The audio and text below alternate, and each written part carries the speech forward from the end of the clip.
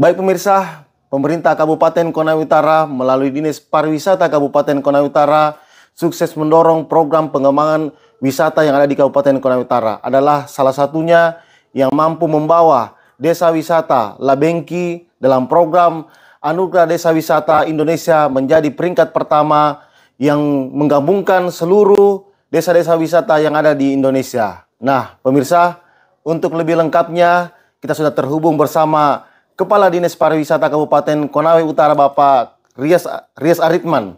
Selamat siang, Pak. Selamat siang. Ya, Pak Rias, di sini kami dari tim Indo Sultra 30 menit ke depan akan berdiskusi terkait pengembangan desa wisata yang ada di Kabupaten Konawe Utara sehingga bisa mengantarkan menjadi peringkat 1 dalam Anugerah Desa Wisata di Indonesia.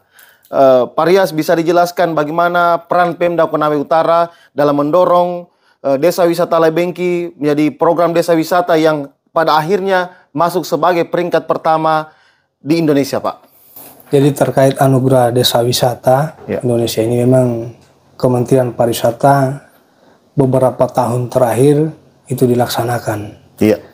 Nah, tepatnya di tahun 2024 kami dari Dinas Pariwisata melakukan atau ikut serta dalam Anugerah Desa Wisata yang kami daftarkan itu ada 12 desa wisata. 12 desa ya. 12 desa wisata yang ada di Kabupaten Konawe Utara itu berdasarkan SK Bupati Kabupaten Konawe Utara. Iya. Nah, sebelum kami mendaftarkan 12 desa wisata kami, ini ada beberapa hal yang kami lakukan seperti melakukan sosialisasi terkait dengan desa wisata, termasuk kami lakukan bimbingan teknis terkait dengan kapasitas kelompok sadar wisata atau Pokdarwis, termasuk kami lakukan bintek terkait dengan pengelolaan desa wisata. Nah, setelah kami lakukan itu, Kementerian Pariwisata membuka Anugerah Desa Wisata tahun 2024. Nah, melalui Anugerah Desa Wisata itu, kami dari Dinas Pariwisata berkomitmen untuk bagaimana 12 desa wisata kami ikutkan secara keseluruhan. Dan alhasil untuk di Sulawesi Tenggara kami progres 100% yang mengikutkan atau mendaftarkan 12 desa wisata yang ada di Kabupaten Konawe Utara. Memang kalau untuk di Provinsi Sulawesi Tenggara, Pak Kadis, Konawe Utara merupakan satu-satunya daerah atau ada daerah lain yang mengikut sertakan desa wisatanya, Pak? Seluruh kabupaten kota yang ada di Sulawesi Tenggara mengikut sertakan desa wisatanya. Mengikut sertakan. Nah, Pak Kadis, dalam prosesnya itu kelompok kerja desa wisata yang dibentuk ini itu selama berapa bulan dan apa-apa saja di situ, Pak? Tugas mereka ini, Pak, perannya? Nah, sebenarnya desa wisata ini terbentuk melalui SK Bupati tahun 2021. Itu sudah ada. Bahkan tahun-tahun sebelumnya memang desa wisata yang ada di Kabupaten Konawe Utara memang ikut serta. Tapi itu sampai pada peringkat 300 besar saja. Nah, di 2024 kami dari pemerintah daerah Kabupaten Konawe Utara berkomitmen bagaimana bisa lebih meningkat. Nah, Pak Kadis, setelah mengikuti program Anugerah Desa Wisata di sini, apakah semua yang masuk potensi desa wisata diikutkan dalam program ATWI ini, Pak, ya? Ya, jadi kami kumpul semua Pokdarwis yang ada di desa wisata ataupun pengelola desa wisata yang ada di 12 desa wisata melalui bimbingan teknis termasuk pendampingan untuk melakukan pendaftaran di Anugerah Desa Wisata. Itu jadi semuanya kami ikutkan 12 desa wisata.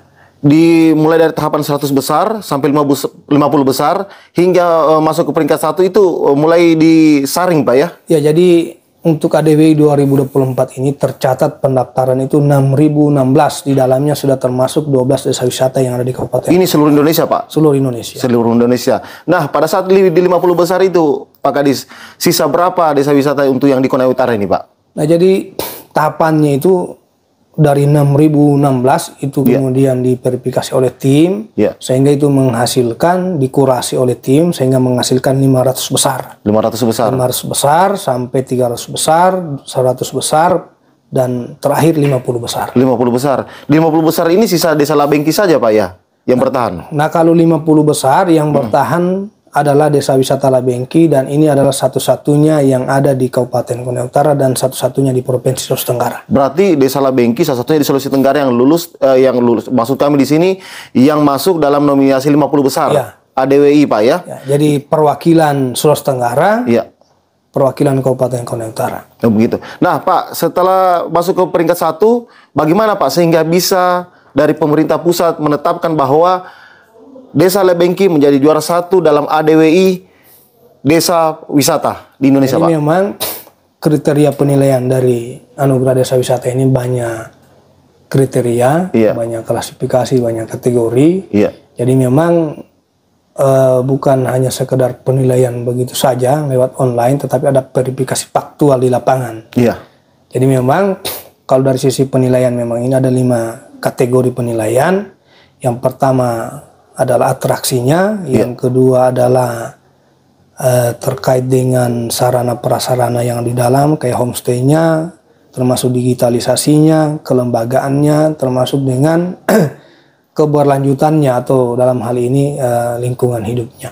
Berarti banyak faktor Pak yang untuk jadi penilaian ini Pak ya dalam Desa Anugerah Desa Wisata Pak ya. Jadi jauh sebelum proses penilaian atau kunjungan lapangan, Pemda melalui Dinas Pariwisata memang melakukan perbaikan-perbaikan fasilitas yang ada di Labengki sana, seperti atraksinya kami perbaiki, seperti yang di Blue Lagoon, yang dimana sebelumnya itu akses ke sana itu hanya darurat papan-papan. Dan di tahun ini kemarin sebelum pelaksanaan itu kami adakan tangga yang permanen di Blue Lagoon, termasuk yang ada di Goa Kolam Renang. Kami juga buatkan akses tangganya, pengaman kiri kanannya, termasuk juga kami buat fasilitas toilet, termasuk dengan pembuangan sampahnya juga kami lakukan, termasuk dengan dermaga, sambungan dermaganya kami lakukan juga di tahun ini, termasuk jalan pedestriannya kami perbaiki juga, termasuk dengan bimbingan teknis terkait dengan pengolahan lingkungan juga kami lakukan. Sehingga dari keseluruhan yang kami lakukan ini dalam rangka persiapan penilaian 50 besar, bahkan kunjungan tim juri dengan visitasi Pak Menteri yang kemarin dilakukan di bulan Oktober. Baik, setelah ditetapkan Desa Labengki menjadi juara 1 dalam program Anugerah Desa Wisata Indonesia, manfaat apa yang diperoleh untuk masyarakat Labengki sendiri itu Pak?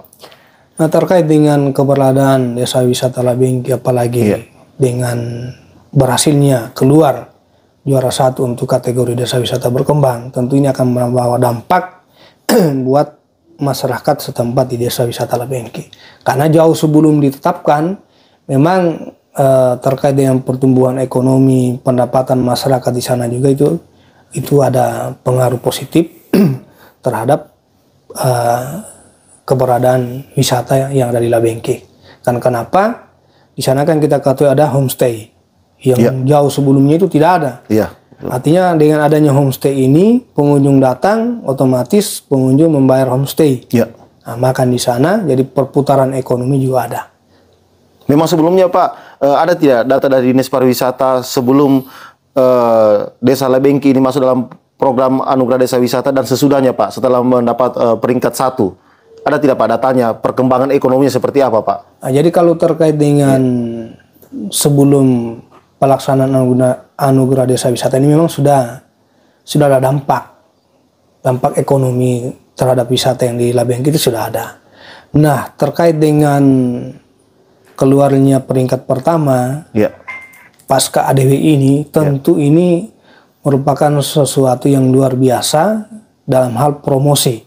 Artinya bahwa Labengki ini akan lebih dikenal, lebih luas secara nasional bahkan internasional, apalagi telah dinobatkan sebagai juara 1 untuk kategori Desa Wisata Berkembang. Otomatis jumlah wisatawan ini pasti akan semakin berkembang.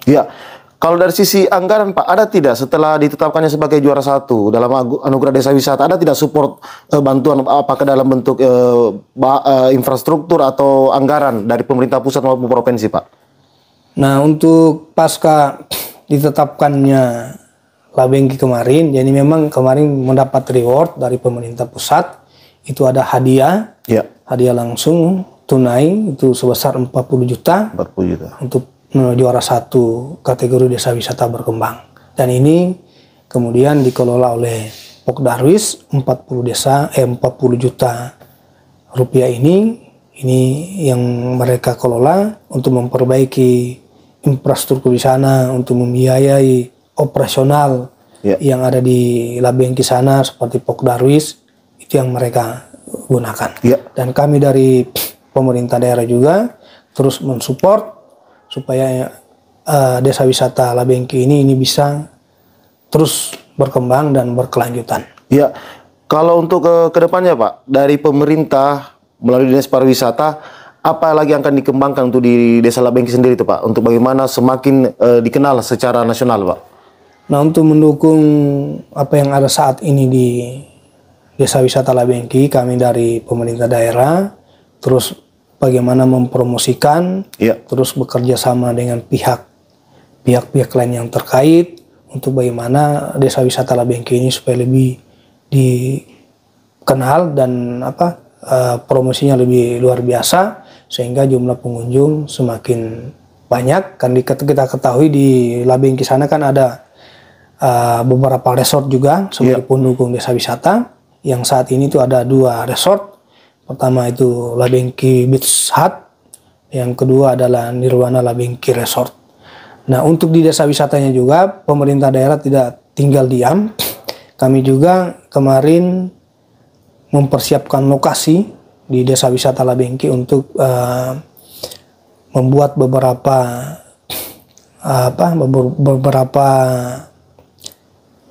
item pekerjaan yang bisa mendukung Desa Wisata Labengki. Untuk mendukung homestay-nya, seperti mungkin kita bisa buat villa, sehingga nanti pengunjung wisata yang ke desa wisata ada beberapa pilihan. Mau nginap di homestay boleh, mau nginap di villa nanti boleh. Berarti kalau untuk di desa wisata Labengki ini Pak Kadis, berarti sudah dari wisatawan dari mancanegara maupun dari luar mancanegara sudah pada berdatangan ya Pak untuk melihat potensi desa Labengki sendiri Pak? Ya, kalau terkait yang wisatawan mancanegara jauh sebelumnya memang sudah dari tahun-tahun kemarin itu sudah ada berkunjung. Tamu dari Perancis, seperti Perancis itu sudah ada ke sana, bahkan menginapnya di homestay, salah satu homestay. Iya. Kalau untuk homestay-nya sendiri nih Pak Kadis, apakah dari pemerintah yang support atau memang milik pribadi masyarakat situ Pak? Memang kalau homestay itu adalah milik pribadi masyarakat setempat, tetapi jauh sebelumnya itu ada support juga. Seperti dari Pemda, itu 3 tahun 4 tahun yang lalu, ini juga ada support yang diberikan melalui Dinas Pariwisata. Juga ada kerjasama dari Bank Indonesia juga memberikan support, juga dari Dinas Pariwisata Provinsi juga memberikan support. Baik, Pak Kadis menyinggung sedikit untuk wisata-wisata yang ada di Kabupaten Konawe Utara. Dari pemerintah melalui Dinas Pariwisata, tempat-tempat lokasi wisata yang sementara dikembangkan saat ini apa saja Pak? Nah, terkait pengembangan pariwisata untuk di Kabupaten Konawe Utara, kita tidak terlepas dengan rencana induk pengembangan pariwisata di Parda kita dengan RPJMD Bapak Bupati, yaitu masih kita fokus pada segitiga berlian. Segitiga berlian itu seperti Waulesea, Pantai Taipa dengan Labengki.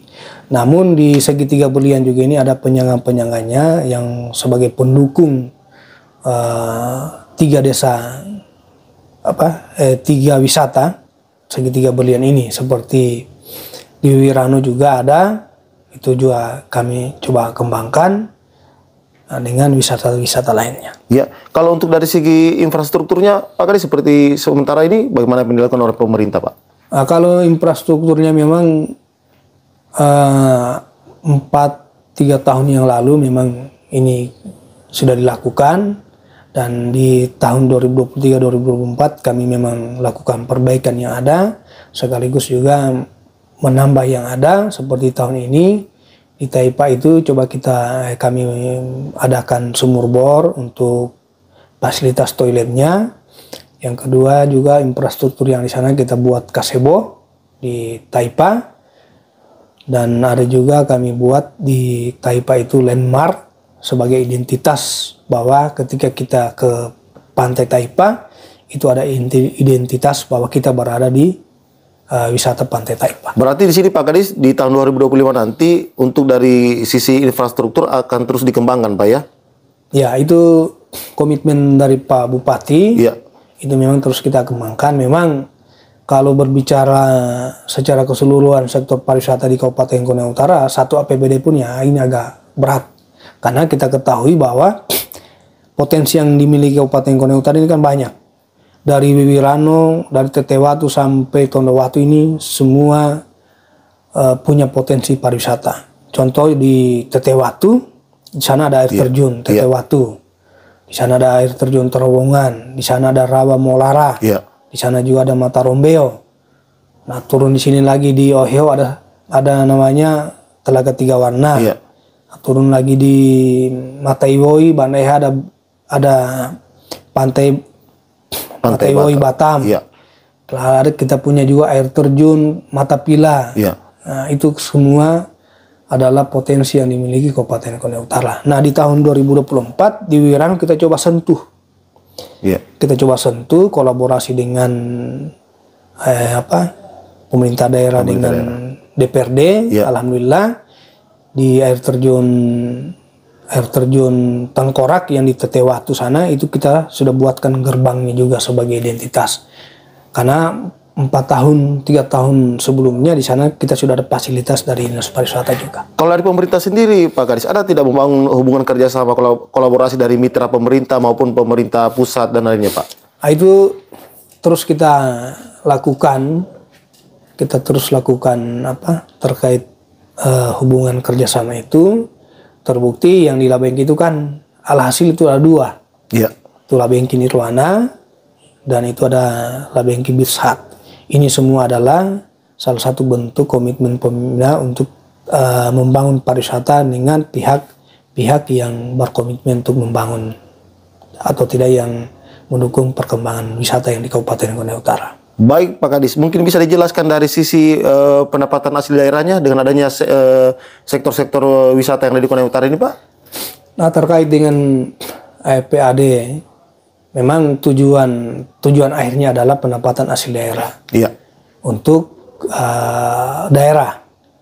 Nah, terkait progres yang saat ini dari tahun ke tahun memang secara angka ini menunjukkan memang terjadi tren peningkatan dari tahun 2020, 2021, 2022, 2023 bahkan 2024. Nah, di 2024 ini memang PAD yang kita peroleh ini melampaui batas dari tahun sebelumnya. Artinya berarti secara teori jumlah kunjungan meningkat. Yang paling banyaknya ini kunjungan wisatawan ini di wisata apa saja nih Pak?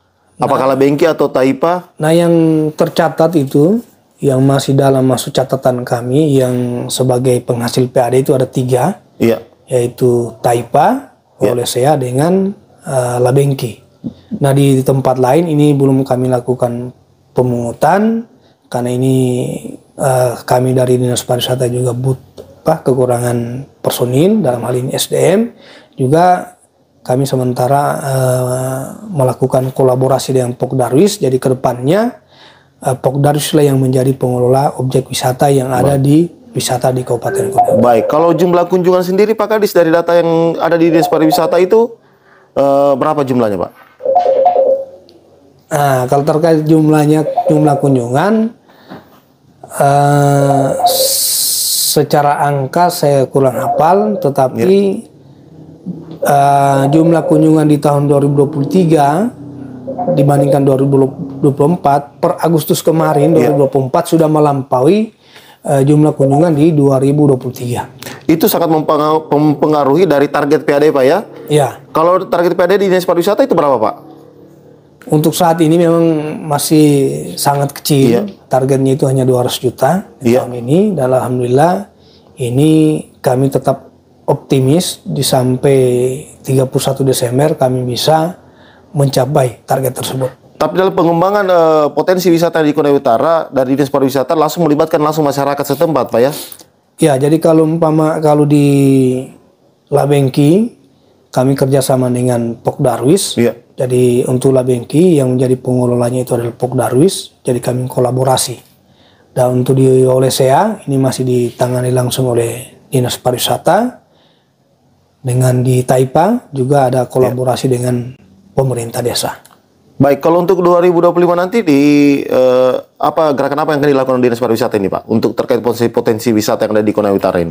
Nah, tentu yang menjadi masalah buat kita semua terkait dengan pariwisata ini yang pertama adalah pembinaan masyarakatnya. Iya. Karena di mana-mana ya secara umum kesadaran berwisata itu belum ada, khususnya penduduk atau masyarakat yang ada di daerah wisata. Ini yang akan pertama kami akan lakukan, yaitu proses pendampingan pembinaan terkait dengan masyarakat yang ada berdiam diri di daerah wisata supaya bagaimana bisa menerapkan sabta pesona.